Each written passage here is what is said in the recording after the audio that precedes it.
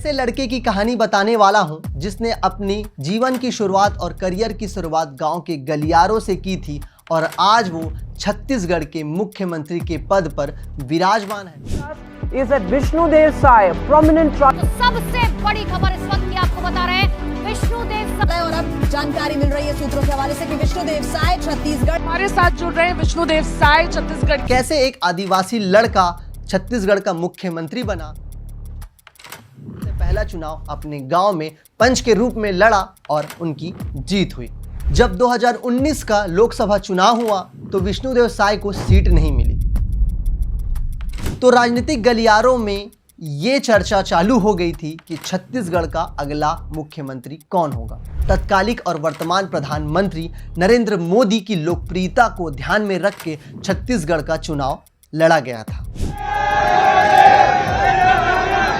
कि एक बार साय को विधायक आप लोग बना दो और बड़ा आदमी बनाने का काम मैं कर दूंगा। आप उनको विधायक बना दो, उनको बड़ा आदमी बनाने का काम हम करेंगे। हम विष्णुदेव साय ने छत्तीसगढ़ के चौथे मुख्यमंत्री के रूप में शपथ ली तथा मैं भय या पक्षपात, अनुराग या द्वेष के बिना सभी प्रकार के लोगों के प्रति संविधान और विधि के अनुसार न्याय करूंगा। नमस्कार, आज मैं आपको एक ऐसे लड़के की कहानी बताने वाला हूं जिसने अपनी जीवन की शुरुआत और करियर की शुरुआत गांव के गलियारों से की थी और आज वो छत्तीसगढ़ के मुख्यमंत्री के पद पर विराजमान है और छत्तीसगढ़ की जिम्मेदारी लिए हुए। जी हां, मैं बात कर रहा हूं छत्तीसगढ़ के वर्तमान मुख्यमंत्री विष्णुदेव साय जी की। इस वीडियो में आपको पता चलेगा कैसे एक आदिवासी लड़का छत्तीसगढ़ का मुख्यमंत्री बना, उनके जीवन का संघर्ष कैसा रहा, कैसे जो है उनका राजनीतिक करियर बना, उनकी ऐतिहासिक पृष्ठभूमि क्या थी, उनके पिताजी क्या करते थे। इन तमाम सवालों का जवाब इस वीडियो में आपको मिल जाएगा। कहा जाता है कि भारतीय जनता पार्टी ने इस नेता पर अत्यधिक विश्वास किया था और इनको बना दिया छत्तीसगढ़ का पहला आदिवासी मुख्यमंत्री। इस कहानी की शुरुआत होती है 21 फरवरी 1964 में, जहां पे जसपुर के एक छोटे से गांव बगिया में विष्णुदेव साय जी का जन्म हुआ। उनके पिताजी का नाम राम प्रसाद साय था, वो एक किसान थे और विष्णुदेव साय ने अपनी प्रारंभिक शिक्षा जसपुर के कुनकुरी के लोयला उच्चतर माध्यमिक विद्यालय में पूरी की। इसके बाद वो पढ़ने के लिए बाहर चले गए। इसी के बीच में उनके पिताजी का देहांत हो गया और उनको आर्थिक स्थिति सही नहीं होने के कारण उनको गांव आना पड़ा। उनकी ऐतिहासिक पृष्ठभूमि राजनीतिक क्षेत्र से जुड़ी हुई थी। उनके दादा बुधनाथ साय वो भी राजनीतिक क्षेत्र में थे और इनके बड़े पिता नरहरि प्रसाद साय जनता पार्टी में राज्य मंत्री रहे हैं। आपको बता दें कि नरहरि प्रसाद साय जनता पार्टी में 1977 से लेकर 1989 तक राज्य मंत्री रहे हैं। इसी के बीच में जब विष्णुदेव साय गांव आते हैं तो अपने दादा और अपने बड़े पापा के राजनीतिक नक्शे कदम पर चलते हुए अपनी राजनीतिक करियर की शुरुआत करते हैं। चूंकि उनका परिवार संघ की विचारधारा से जुड़ा हुआ था और संघ की विचारधाराओं को बढ़ाता था। इसी के बीच में संघ से शुरुआत की कि उन्होंने सबसे पहला चुनाव अपने गांव में पंच के रूप में लड़ा और उनकी जीत हुई। उनके बाद बगिया गांव का निर्विरोध सरपंच चुना गया। वो संघ से जुड़े हुए थे, इसके कारण भारतीय जनता पार्टी ने विश्वास जताकर उनको तपकरा विधानसभा से उम्मीदवार बनाया। चूंकि तपकरा विधानसभा जो पहले मध्य प्रदेश में आता था, अब जब छत्तीसगढ़ अलग हो चुका है तो वो जशपुर में आता है, तो उस समय का तपकरा विधानसभा में भारतीय जनता पार्टी ने उम्मीदवार बनाया था। इसी के बीच में पहली बार वो जो है तपकरा विधानसभा के विधायक बने। इसके बाद फिर से जो है दूसरी बार भी जो है तपकरा विधानसभा से उनकी जीत हुई।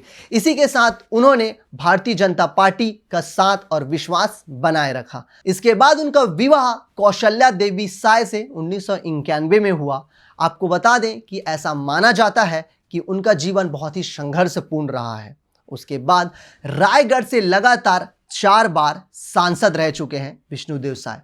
1999 से लेकर 2014 तक रायगढ़ के राज्यसभा सांसद भी रहे और इसी के बीच में 2006 और 2010 में छत्तीसगढ़ भारतीय जनता पार्टी के प्रदेश अध्यक्ष का भार भी उनको मिला था। जब प्रधानमंत्री नरेंद्र मोदी की सरकार 2014 में पहली बार बनी थी तो उनको मंत्रालय की जिम्मेदारी दे दी गई थी, उनको मंत्रालय भेज दिया गया था। जब 2019 का लोकसभा चुनाव हुआ तो विष्णुदेव साय को सीट नहीं मिली, क्योंकि भारतीय जनता पार्टी ने उनके लिए कुछ अलग ही सोच कर रखा था। 2020 और 2022 के बीच में उन्होंने विष्णुदेव साय को छत्तीसगढ़ भारतीय जनता पार्टी का प्रदेश अध्यक्ष बना दिया। जब 2023 का छत्तीसगढ़ विधानसभा चुनाव जब पास आया तो राजनीतिक गलियारों में ये चर्चा चालू हो गई थी कि छत्तीसगढ़ का अगला मुख्यमंत्री कौन होगा।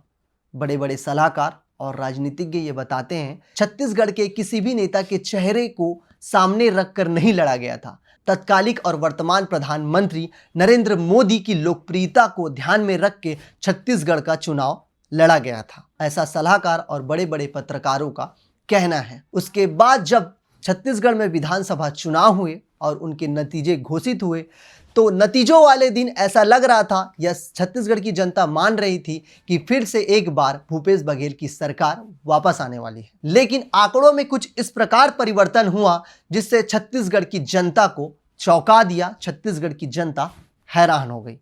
इसी के बीच में रिजल्ट घोषित हुआ, परिणाम घोषित हुआ और 54 सीटें भारतीय जनता पार्टी को मिली और 35 सीटें कांग्रेस पार्टी को मिली। इसी के साथ भारतीय जनता पार्टी ने सरकार बनाने के लिए विधानसभा में बहुमत हासिल कर लिया था।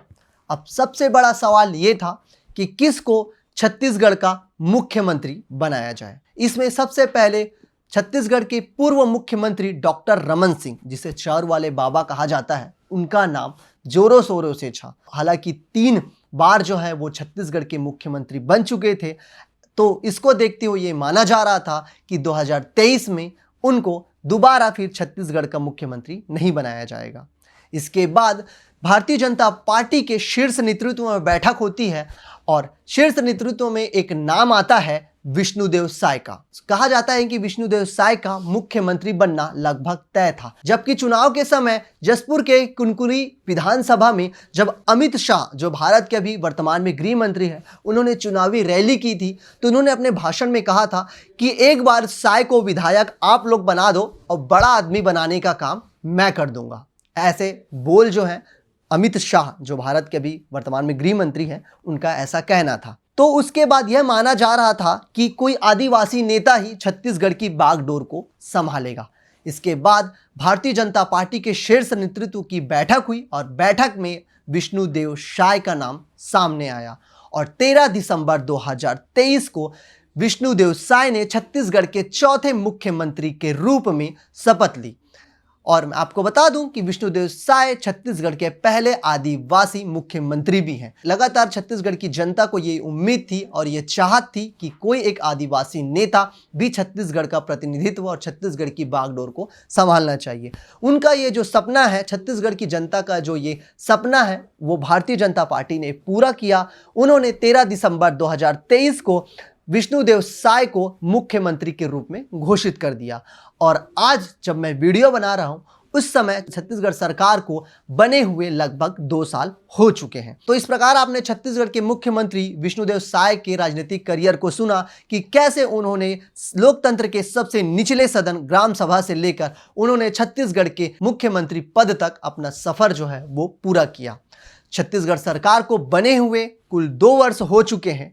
तो विष्णुदेव साय की सरकार के ऐसे कौन से कार्य हैं जिसकी आप सराहना करते हैं? छत्तीसगढ़ सरकार से आप कितना संतुष्ट हैं? कमेंट्स में जरूर बताइए और ऐसी स्टोरी मैं आपके लिए लाता रहूंगा। यूट्यूब चैनल 36 टीवी को सब्सक्राइब कीजिए और हमारे इंस्टाग्राम चैनल को भी फॉलो कर लीजिए। मिलता हूं अगली वीडियो में। मैं सत्या जोशी। जय जोहार, जय छत्तीसगढ़।